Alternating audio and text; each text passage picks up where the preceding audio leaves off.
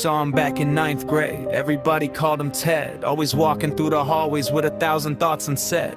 Eyes locked on the page, his shoulders sinking to the ground. You'd say his name, he'd lower his gaze without a single sound. You wondered what he carried that he never chose to share. Like every step he took was heavy with the hidden kind of despair. The teachers never noticed, the students looked away, and every silent morning looked exactly like the day. You never see the breaking point until the cracks run deep.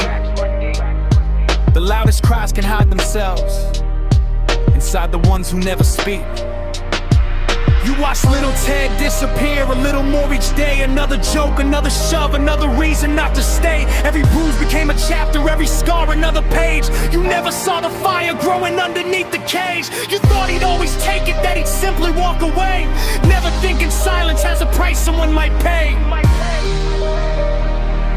Someone might pay.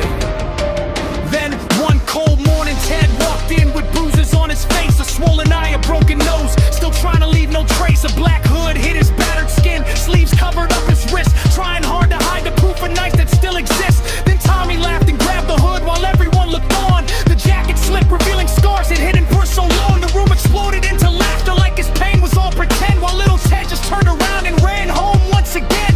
You never saw the fear he knew behind his own front door, where every night he fought a war that left him wanting more. A house that never felt like home, a childhood stripped away, until the weight of all that pain reached one unbearable day. He climbed upon his bicycle with tears he couldn't hide. The hurt had turned to something dark that reason couldn't fight. He walked back through those schoolroom doors with emptiness instead, where anger drowned the frightened child that everyone called Ted. The classroom filled with chaos in the blink of an eye. The laughter that once echoed there was swallowed by the cries. When everything was over and the silence finally spread, he spit the final bullet with the barrel to his head. Now every empty hallway whispers softly through the years about the boy who hid his pain behind unspoken fears. The bruises were a warning, the scars were all a plea, but nobody looked close enough to see what they could see. You can't rewrite the ending, you can't undo that day. You can't return the lives that all were taken away. Sometimes the greatest tragedy begins before the end, the day the world stops seeing the quiet winning Ted. So when you pass the quiet kid with eyes fixed on the floor,